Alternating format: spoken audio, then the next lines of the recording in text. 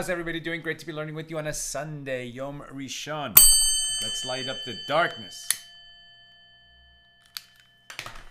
Who's in the house on a Sunday? Shandora in the Bronx, Joe in the Inland Empire, Lucy in Minnesota, Guy in Ohio, Melissa in Great Neck, Bill in mid-Missouri, Marjorie in Georgia, Frank in San Pedro, Chaim in Florida, Elle in Southern California, Heather in Kansas, Alan in New York City, Joseph in Nevada. Welcome everybody. Tonight's episode of AT Daily is sponsored by Linda Miller in memory of Harlan. May Harlan's memory always be for a blessing.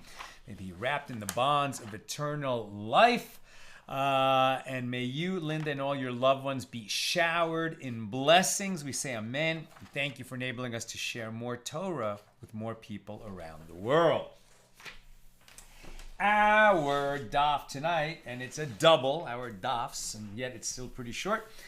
Pages 137 and 138 here in Tractate Bava Basra, 23rd volume of the Talmud, continuing our discussion of Mishnah number 10 here in chapter 8. The Mishnah is discussing one who makes a gift of property, either for saying you can have it, you can have the field, but I'm going to keep the use of it while I'm alive, and then when I die, you can get the use of it as well as the underlying ownership.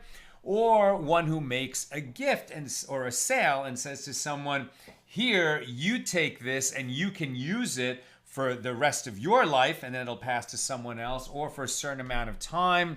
And then either it's going to revert to me or it's going to revert to the next person in line that I'm also naming. So these lifetime gifts, right? Separating the underlying ownership from the use and proceeds of the property.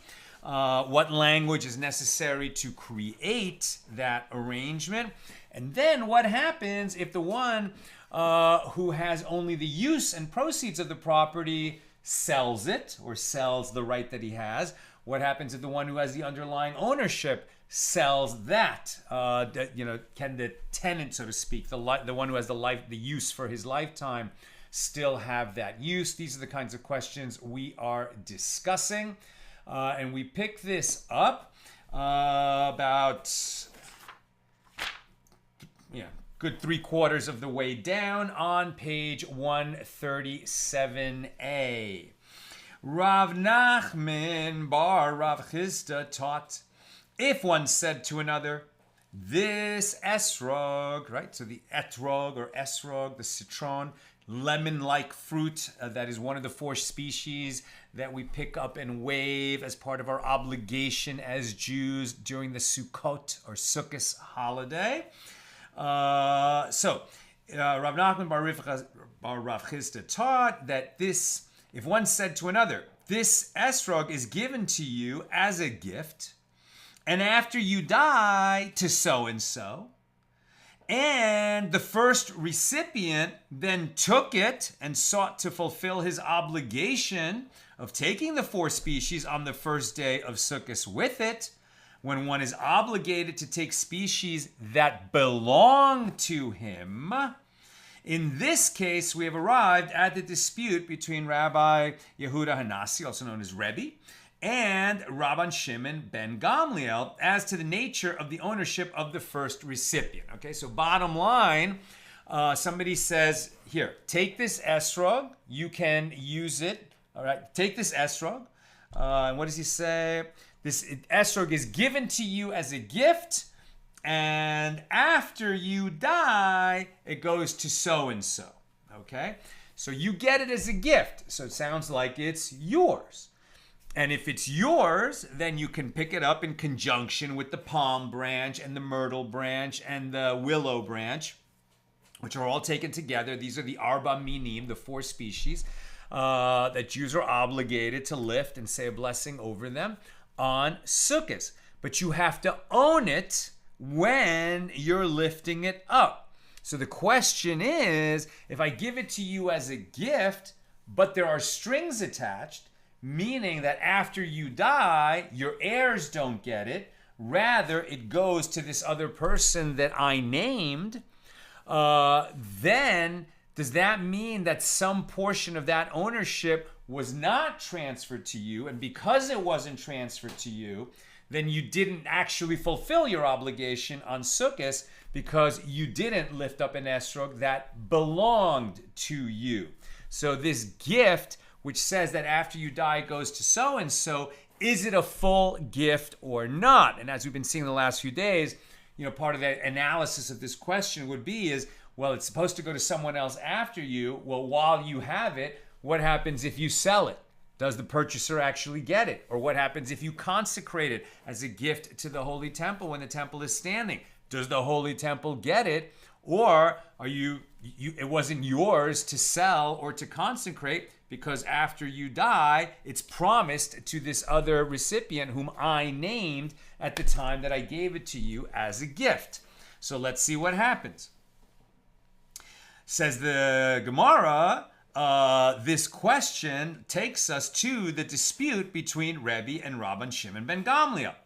According to Rebbe's opinion, that he cannot sell the esrog, since I've said that it goes to somebody else after you die, therefore you can't sell it. And if you can't sell it, you don't own it, and therefore you haven't fulfilled your obligation on Sukkos.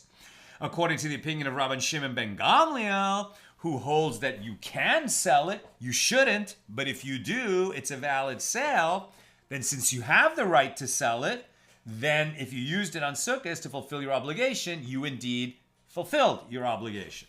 Rav Nachman bar Yitzchak objects to this statement, reasoning that Rebbe and Rabban Shimon ben Gamliel disagree only there in the case of after you, this case that we just made up, but only with regard to the nature of the recipient's ownership, as one sage, Rabban Shimon ben Gamliel, holds that ownership of the rights to use an item and the profits that it engenders is considered like ownership of the item itself. And the other sage, Rebbe, holds that ownership of the rights to use an item and the profits that it engenders is not considered like ownership of the item itself. Therefore, they disagree on whether somebody who has the rights to use something has the ability to sell it or not.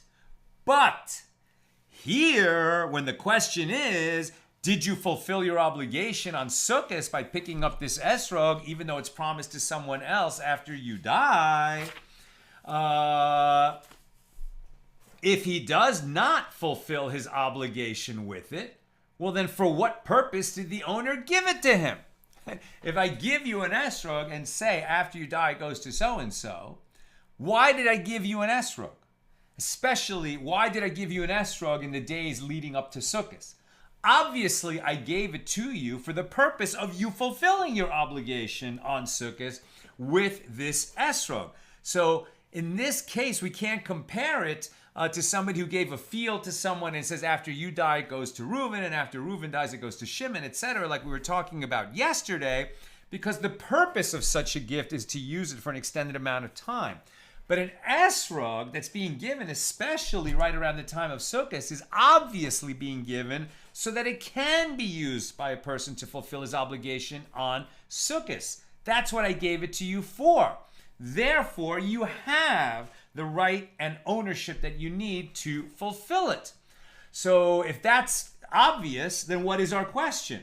Says the Gemara, and we are on page 137b, rather, with regard to fulfilling his obligation, everyone agrees that in this case, he fulfills his obligation on Sukkos with it.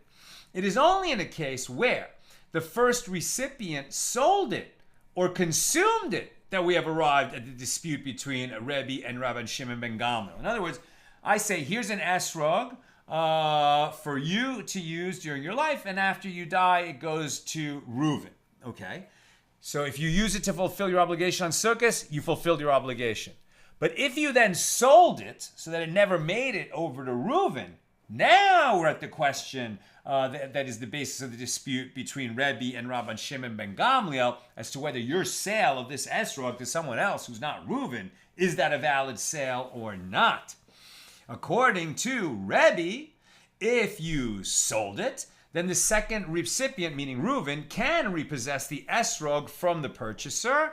And if he consumed it, if you consumed it, if you ate the esrog, then he must pay. You must pay Reuven the value of the esrog, because I told you it was for you to use, and then it goes to Reuven after you die. So if you sold it or consumed it, Reuven is owed. Either he can repossess it from the purchaser, or if you ate it, you owe Reuven the value of the esrog.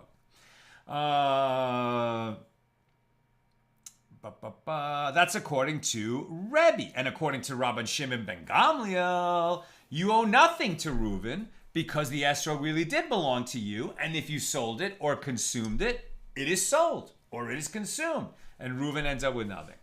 Rabba bar Rav Huna says, in a case of brothers who acquired an esrog with money from the jointly held property of the estate. Okay, so now we have brothers who inherited from their father. Okay, now let's say there were 3 fields and there were 2 brothers. So the firstborn got 2 of the fields. They were all the same size, and the younger brother got the 3rd field. Fine. This guy got 2 fields. That guy got 1 field. But let's say there was also some joint property, like there was a house, right?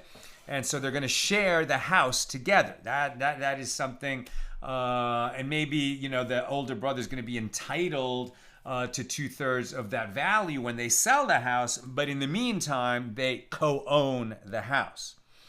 So if there's this co-owned property that has not yet been divided, and one of the brothers uses proceeds from that joint property, or let's say this joint bank account that they inherited from their father, and one of them used some money from it to purchase his esrog.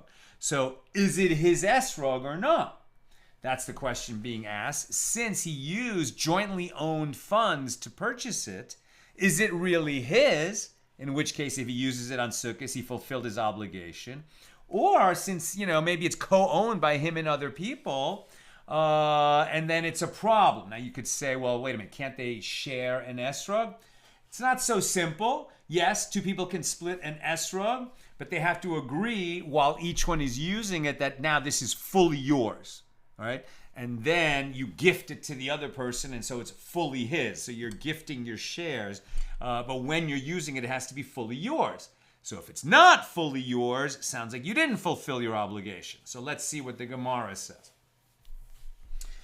Rabba bar Rav Huna says, in the case of brothers who acquired an esrog with money from the jointly held property of the estate, and one of them took it on Sukkos and attempted to fulfill his obligation with it.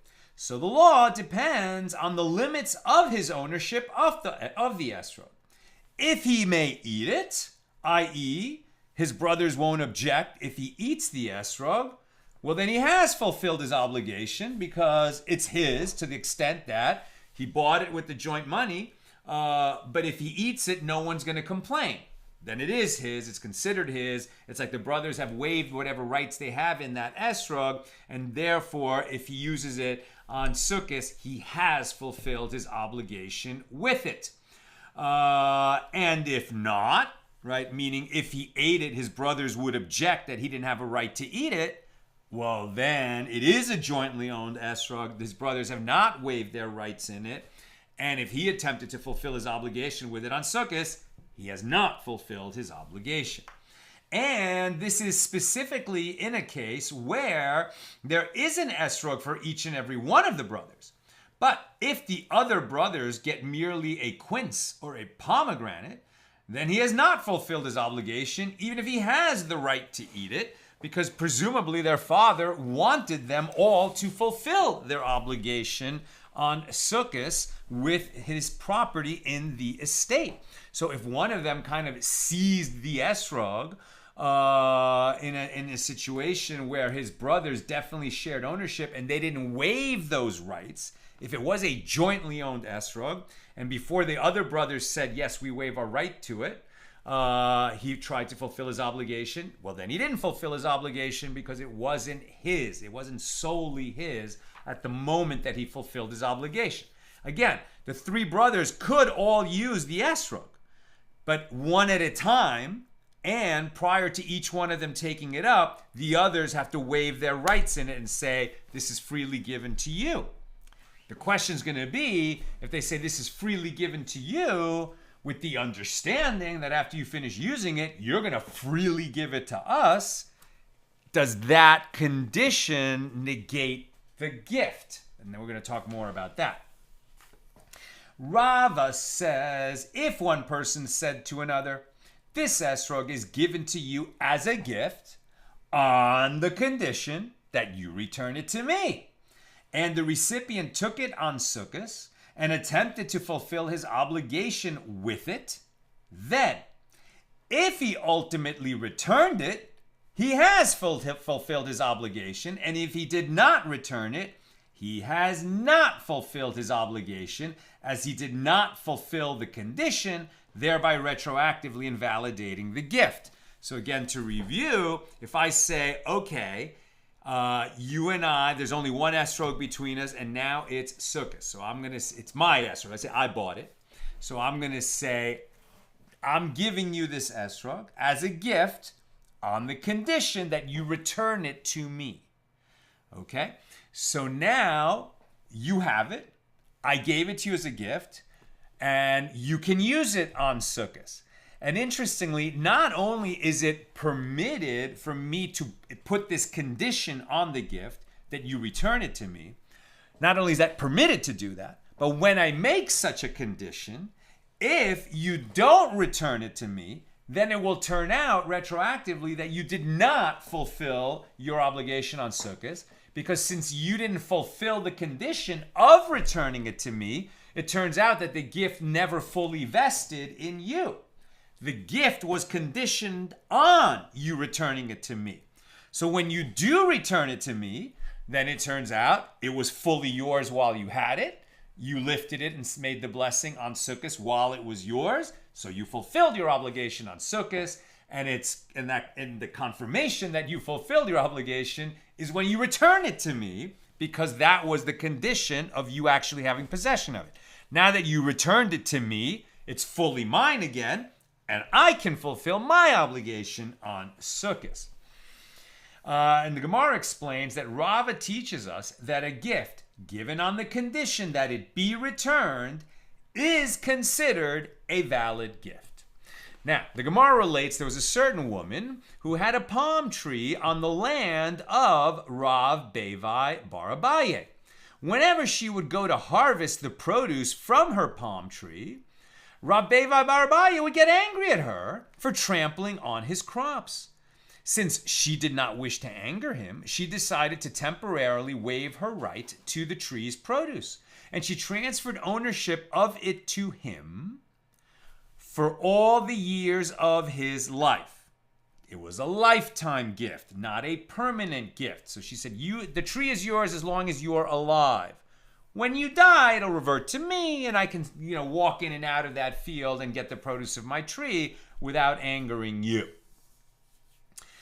But what did he do? He went and transferred the tree that was a lifetime gift to him. He transferred it to his minor son so that it would remain in his family even following his death. Now this, according to the opinion of Rabban Shimon ben Gamliel, is he can do it. He can get away with it, right? He shouldn't do it in the first place, but if he did it, then according to the opinion of Rabban Shimon ben Gamliel, it's a valid transfer to his son. The lady doesn't get it back, but the sages will be angry with him for conducting himself this way. And in fact, Rav Huna, the son of Rav Yehoshua, said to Rav Bava Basra, is it because you descend from truncated people? As Rav Bava's family traced their lineage to Eli, all of whose descendants were condemned to premature death. You see this in 1 Samuel 2:31. 1 Samuel chapter 2, verse 31. Is it because you come from this family, this descent, this lineage, that you speak truncated and unsound matters? Even Rabban Shimon ben Gamliel, who holds that in a case where one says, my property is given to you, and after you to Reuben, if the first recipient sells the property, the sale is valid. But Rabban Shimon ben Gamliel only says this in a case where it was given to another person, where I say, this is given to you, and then after you die, it goes to Reuven, right? And after Reuven dies, it goes to Shimon, etc. But Rabban Shimon, and then if you sell it, then Reuven's out of luck. That's the ruling of Rabban Shimon ben Gamliel. But Rabban Shimon ben Gamliel only says that when I say this is yours for as long as you're alive, and then it goes to Reuven or Shimon or Levi or whoever. But in a case where I say this is yours for as long as you're alive, and then it comes back to me, even Rabban Shimon ben Gamliel would say you're not allowed to sell it. And if you do sell it, I can repossess it from the purchaser. Why? But if the giver said that it will return to himself, like this woman did, then he, Rabban Shimon ben Gamliel, did not say that the first recipient can sell it, as the giver clearly intended to maintain his ownership of the property. Accordingly, Rav Huna, the son of Rav Yehoshua, held that Rav Bevai's sale or gift to his minor son did not take effect. The woman still owns her tree. She's not going to walk through his field to harvest it because it's now Rav Bevai's tree for the remainder of Rav Bevai's life. But after he dies, it returns to the woman, presumably, and or her heirs. Now, new subject. Rava says that Rav Nachman says, if one said to another, this ox is given to you as a gift on the condition that you return it to me, and the recipient consecrated it and then returned it to him, it is consecrated and returned. The consecration takes effect, and although the owner may not use it, nevertheless, it is considered returned and the condition fulfilled. Right? The owner of the ox said, this ox is given to you as a gift on the condition that you return it to me. Okay, well, the one who received the gift consecrated it and then gave it back to him. Now, the guy who got the ox back, he can't use that ox. It's been consecrated. It has to be given to the temple. In fact, he now has the job of getting it to the temple. So you would think, like, did he really give the guy the ox on the condition that it be returned to me, where it's going to be returned to him now as an ox that he can't use? Don't you think that he intended when he said, here's the ox on condition that you return it to me, that what he intended was that when I get it back, I will again have an ox that I can use? So why would this consecration be valid? And why would we say that the ox is returned when in fact what was returned is not useful in the way that the ox that was given, it was useful? So Rava said to Rav Nachman, what did the recipient return to the giver? The ox was not returned to the possession of the giver, as it is now consecrated. Rav Nachman said to him, and what did he cause him to lose? He returned the ox. So rather, Rav Ashi said, we must rule in this case based on what we see. If the giver said to the recipient, on the condition that you return it, then it is considered returned, as he returned it. But if he said, on the condition that you return it to me, the words to me are the difference, then he was effectively saying to him that it's given to you on the condition that you return to me what I gave you, meaning an ox that you could use, you have to return to me an ox that I can use. Consequently, the consecration prevents the condition from being fulfilled, and both the gift and the consecration are retroactively nullified. So even if he attempted to consecrate it, since I said this is yours only on the condition that you return it to me, which implies what I gave you, you have to give back to me, then when you try to consecrate it, it would turn out that it wasn't yours to consecrate, because you haven't fulfilled the condition of the gift, which was that you would return it to me the way I gave it to you. So the consecration is nullified, and in fact, I get my ox back in a condition where I can use it.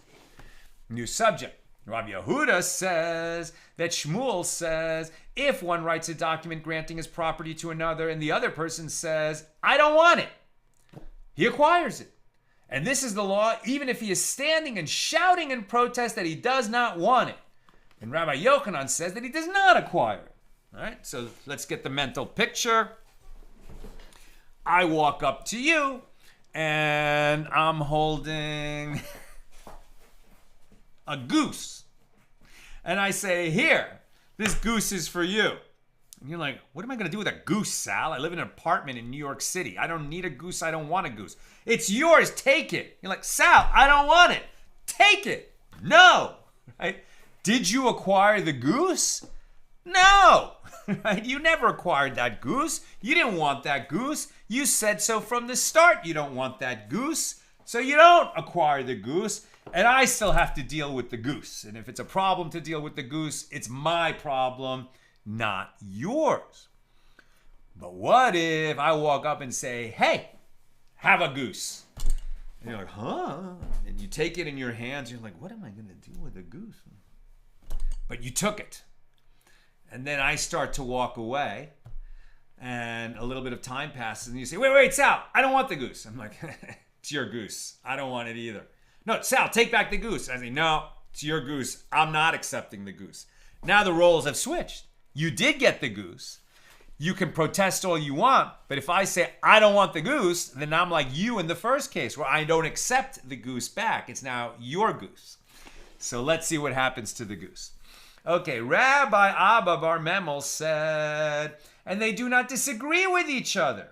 Here in Rabbi Yochanan's statement, right? Rabbi Yochanan says that if you're protesting you don't want the goose, it's not your goose. And it sounds like Shmuel says, if I give you the goose, even though you're shouting, I don't want the goose, but it's in your hands, it's your goose, right? Even if you just put it in your, I think you have to at least have it in your hands. So you took it into your hands, but you're protesting as soon as it hits your hands. No, I don't want it. I don't want it. I don't want it. Right? So it sounds like Shmuel says, yeah, but it's in your hands. You took the gift. It's now your goose. And Rabbi Yochanan says, no, because he's protesting immediately at the very moment of receiving it, he doesn't get the gift. It's not his problem. He doesn't have to deal with it. So what's going on? Rabbi Abba Bar Memel says there's actually no disagreement between Shmuel and Rabbi Yochanan. How can that be? Here in Rabbi Yochanan's statement, and we're on page 138a. In Rabbi Yochanan's statement, right, that you protested immediately, so you didn't acquire the gift. It is a case where the recipient is shouting in protest at the outset. As soon as he is given the deed of gift, he states that he doesn't want it. In this case, he does not receive the property. And there in Shmuel's statement, it is a case where he is initially silent when he receives the deed of gift, and then ultimately, meaning later, he starts shouting in protest that he does not want it. In this case, he did acquire the gift before he protests, and so it is his. Rav Nachman Bar Yitzchak says that if the owner transfers ownership of the property to him through another person who performs an act of acquisition for this other party in his presence, and he was initially silent, i.e. when the act of acquisition is performed, but ultimately shouted in protest when the property is actually given to him, then we have arrived at the dispute between Rabban Shimon ben Gamliel and the rabbis. Right? So I give it to my buddy Johnny. I'm not here. Johnny comes over to you and says, hey, Sal sent you this goose. Right? So what happens? If you take the goose from Johnny, who's essentially my agent in this, you accepted it. The gift is yours. But if you started shouting in protest right away, sounds like it would not be yours. What difference does it make if there's an intermediary? Let's see. This is as it is taught in a baraisa. If one wrote a document granting his property to another, and there were slaves among his property, and the other person said, I don't want them. If their second master, meaning the recipient, was a priest, they partake of teruma. Who can partake of teruma? Priests and members of their household, including their slaves. So if a slave can partake of teruma, and the recipient of this gift was a priest, it means that the priest acquired the gift. They partake of teruma, and the portion of the produce designated for the they partake of the teruma, as his protest is ignored. Right? This is even though the other person said, I don't want them. So it sounds like, well, does that mean that we're holding like Shmuel and not like Rabbi Yochanan? Because the guy said, I don't want them, and nevertheless, the slaves become his? And Rabban Shimon ben Gamliel says, once the other person said, I do not want them, then the giver or his heirs have already acquired them, and they are the slave's owners. Meaning, the giver never left the possession of the giver because the intended recipient said, no, I don't want them. And so we listened to his protest, and he doesn't acquire them. And we discussed the Baraisa, and does the first Tana hold that he acquires them even if he is standing and shouting in protest that he does not want them? That is not reasonable. And Rava says, and some say it was Rabbi Yochanan who says, in a case where he is shouting in protest at the outset when he is given the gift, everyone agrees that he did not acquire them. In a case where he was silent at the time and ultimately shouted in protest, everyone agrees that he did acquire them. So where is the disagreement? It is in a case where he transfers, right, the giver transfers ownership to him through another, through an intermediary person, and the recipient was there and was silent. And ultimately, when he actually receives the slaves, that's when he shouted in protest. You watch me give this goose to Johnny, and I say, Johnny, hold this goose and give it to you later. You watch me do that. You watch me give the goose to Johnny for the purpose of Johnny giving it to you. You saw me do that and you didn't object. But then when Johnny goes to give you the goose, you're like, no, I don't want the goose.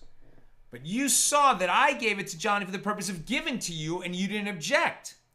But when it actually comes to Johnny giving it to you, you're like, no, I do object. So, did you miss the period of valid objection when I gave it to Johnny on your behalf? Or was that actually wasn't the time for valid objection? The time for valid objection is when it's about to enter your domain, when Johnny wants to hand it to you. And at that point, you do protest. So then it's a valid protest, and you never acquired the gift. So let's see what happens. So where they disagree, it is a case when the giver transfers ownership to the recipient through an intermediary, and the recipient was there and was silent, and ultimately, when it was time to receive the slaves, he shouted in protest. And the first Tana holds that once he was initially silent, he acquired them. And the fact that he is shouting later indicates that he is retracting his initial acceptance of the gift, but his acquisition cannot be canceled in this manner. If he does not want to own the slaves, he can sell them or give them away or emancipate them, but the slaves or the goose or whatever is now your problem. It's yours to deal with. It's your property. It's not such a problem, but maybe you didn't want it. Now you have to deal with it. That would be the opinion of the rabbis. Rabban Shimon ben Gamliel holds that his ultimate actions prove the nature of his initial intent. He never intended to acquire the slaves. And the reason that he did not shout in protest until they were actually going to be handed into, his hands is that he reasoned, well, as long as they don't enter my possession, to what end will I shout? You saw me give it to Johnny. Maybe you heard me say, yeah, and then give it to you. You didn't say anything because you weren't paying that close attention. Had nothing to do with you at that point. You heard me mumbling. You weren't paying that close attention. All you saw is that I gave something to John. You didn't think it mattered. It wasn't relevant to you. Only when you realize that I gave it to Johnny for the purpose of giving to you, and when you realize that, you say, no, I don't want it. So Rabban Shimon ben Gamliel would say that your protest was timely and you never acquired the slaves, which slaves, very valuable property in the ancient world, but also big responsibility. And maybe you don't want that responsibility. New subject. The sages taught if a person on his deathbed said, give 200 dinars to so-and-so, and 200 dinars to Reuven, and 300 dinars to Shimon, and 400 dinars to Levi. So in this case, one does not say that whoever appears first in the list on that deed acquires his money first. Therefore, if a promissory note emerged against the one who gave the gifts, and it became clear that the money given was pledged to a creditor, then the creditor collects from all of them. Right? So even though I said, give 200 to Reuven, 300 to Shimon, and 400 to Levi, then even though one was written after the other, after all, you can't write everything on the same space. It has to be, the words which are written on a line of paper. It says to Reuven, and then it says and to Shimon and to Levi. But that doesn't imply that Reuven has a greater right to the money than Shimon, and Shimon has a greater right to the money than Levi. It's just that one was listed after the other, but they have equal rights, even though the amounts are different. But it's not that one. It's not like this lifetime gift that we're saying. You take this money, and then when you die, whatever's left of it goes to Reuven, and whatever's left when he dies goes to Shimon. It's not like that. It's just 200 to Reuven, 300 to Shimon, and 400 to Levi. Okay? But here's the wrinkle. But if a person on his deathbed said, give 200 dinars to Reuven, and after him to Shimon, and after him to Levi, then one says, anyone who appears first in the deed gains. Therefore, if a promissory note later emerged, right, that the guy on his deathbed actually owed money, and the creditor shows up, then the creditor collects first from the last one of the recipients. Right? In other words, if I said, give 200 dinars to Reuven, and after him give 200 dinars to Shimon, and after him give 200 dinars to Levi. There was 600 dinars in my estate, and I gave 200 to each of them. But it was worded as 200 to Reuven, and after him 200 to Shimon, and after him 200 to Levi. Then, if a creditor shows up and says, I am owed 250 dinars from this estate, who are we going to collect from? Are we going to collect 1/3 of the 250 from each of these three guys? No. That's what we would have done in the first situation. In this situation, we're going to go to Levi, who was last in line, and take his full 200. And that goes to the creditor. He still needs 50, and we're going to take 50 from Shimon because he was second in line. And then Reuven, who was first in line, he keeps all of his inheritance. That's what you accomplish when you say to Reuven 200 dinars, and after him to Shimon 200 dinars, and after him to Levi 200 dinars. The sages taught in a baraisa, if there was a person on his deathbed who said, give 200 dinars to Reuven, my firstborn son, as is appropriate for him. Then the firstborn son takes the 200 dinars, and he also takes his portion as a firstborn from the rest of the estate. But if the person on his deathbed said, give my firstborn son 200 dinars as his portion of the firstborn, or for his portion as a firstborn, then he does not receive both. And he has the advantage. If he wants, he takes the 200 dinars, or if he wants, he takes his portion as a firstborn, but he doesn't get both of them. His advantage is that he can choose whether to take the 200 dinars or the double portion of the firstborn out of the rest of the property. And of course, he'll take whichever is greater. And similarly, if there was a person on his deathbed who said, give 200 dinars to Sarah, my wife, as is appropriate for her. So she takes 200 dinars and she gets payment of her ketubah, her marriage contract, which she collects on at the death of the husband. But if he said, give her 200 dinars as payment of her ketubah, then she doesn't get both. She does get to choose. Either she can take the payment of the ketubah, or she can take this 200 dinars, and she'll take whichever one is greater. Now we're on page 138b. And that is her advantage, that she can choose. And the Brisa continues, and if there was a person on his deathbed who said, give 200 dinars to so-and-so, my creditor, as is appropriate for him, then the creditor takes the 200 dinars and takes payment of the debt as well. But if he said, give him 200 dinars as payment for the debt, then he takes the 200 dinars as payment for the debt. There's no choosing. He gets it as payment for the debt. And the Gemara asks, well, because he says, as is appropriate for him, he takes the 200 dinars and takes repayment of the debt. But perhaps he was saying, as is appropriate for him as payment for the debt, and meant only to specify the amount of the debt. And Rav Nachman said, Rav Huna said to me, in accordance with whose opinion is this? Is in accordance with the opinion of Rabbi Akiva, who expounds superfluous language. Rabbi Akiva holds that if one uses unnecessary words, he apparently intended to add a matter. How do we know that? I'm almost done. Questions or comments, please get them in now. As we learned in a Mishna on page 64a of this tractate, one who sells a house without specification has sold neither the pit nor the cistern with it.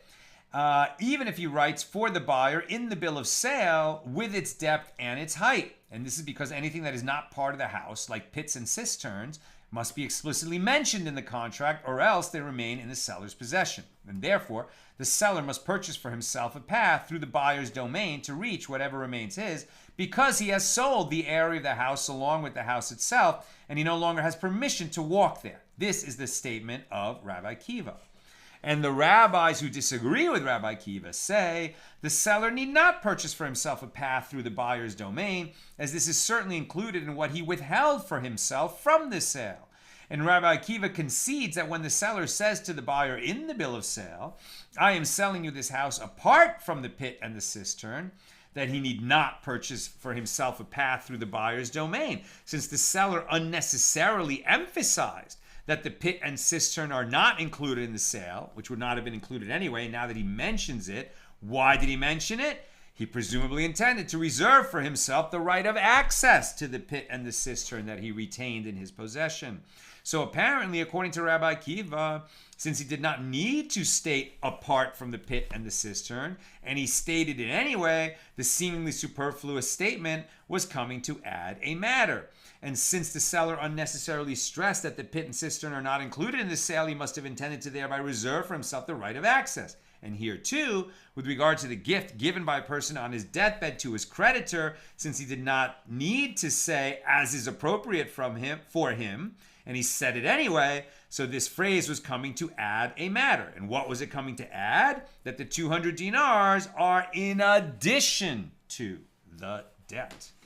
That's what I've got for us today, and with God's help, we'll continue tomorrow at the regular Monday time, 6 p.m. Pacific.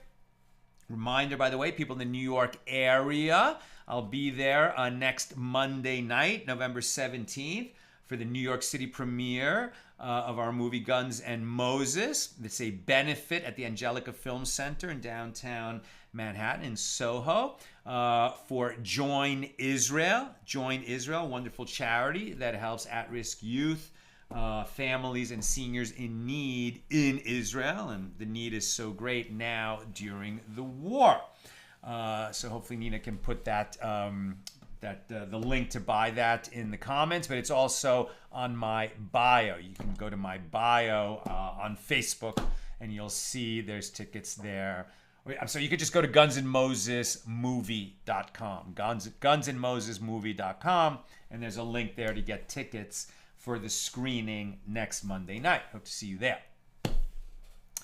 Lucy says, but an esrog does not last that long, does it? So that it could be inherited? And Sharon responded, esrogs do not last as long as they are intact. They shrink as they dry, but they do stay intact. The question, could you fulfill your obligation with an old etrog? That's a great question. We always want to have a new, fresh, beautiful etrog for the purpose of beautifying the mitzvah. But as long as it is an etrog, even if it's kind of older and more dry, can you still fulfill your obligation with it? I'm not sure. Like, at what point does it become puzzled? At what point does it become disqualified from serving, as your etrog for you to fulfill your obligation on Sukkos? But here the question really wasn't, the specifications of the etrog. The real question was, have you fulfilled your obligation on Sukkos if there is some kind of right of inheritance in that etrog after you? Because, maybe the person who's going to be using it in this way he's a day or two away from his, end. Maybe even during the Sukkot holiday. So it's not going to be a question of is the etrog valid or not. The only real question that we're studying here is, since it has to be your etrog when you fulfill your obligation, is it considered yours when there's this right of inheritance after you? Sharon, what is the difference between a gift that must be returned versus lending the item to someone? Wonderful question. So it sounds like, is this just a semantic thing? And yet, it definitely is the halacha, right? I mean, in fact, my son was in yeshiva last year, and they studied Masechta Sukkos for much of the year. And when he was with us for Sukkos this year, he's like, okay, Dad, I know about this. And in fact, I didn't buy an extra set to give him. I neglected to do that. And so we only had the one set between my son and me. And we're in synagogue. And so then the question is, can we both fulfill our obligation with it? Yes, because after I weigh the etrog, I said to Avi, this is yours as a gift. And I knew that he was going to gift it back to me, so I didn't also say, on the condition that you give it back to me, I could trust him that he would give it back to me. So I just said, this is yours as a gift. If I just passed it to him, which would be a loan, since I hadn't granted ownership of it, then he would not have fulfilled his obligation with it. So the difference between the gift and the loan is that after you receive it, you do have the right to do whatever you want with it. Now, what we've added is a condition. Well, this is a gift to you on condition you give it back to me. So Sharon is saying, well, isn't that the same as a loan?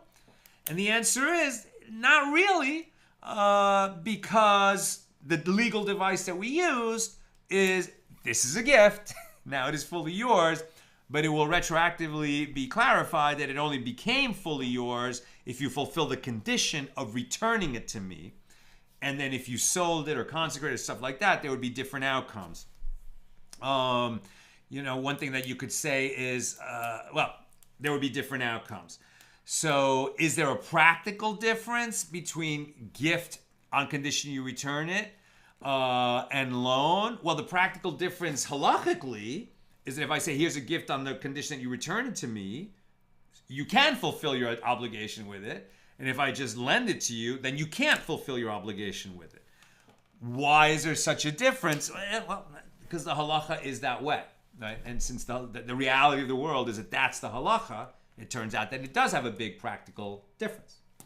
Okay, Tom, so just force the goose into someone else's hand and run away. And regarding this, Bill says, yes, the ruling of Bugs Bunny. And Hal and I can confirm a goose in a New York City apartment is not going to work. Very good. You guys are awesome. That's what I got for us tonight. With God's help, see you tomorrow, Monday at 6 p.m. Pacific. Have a great night.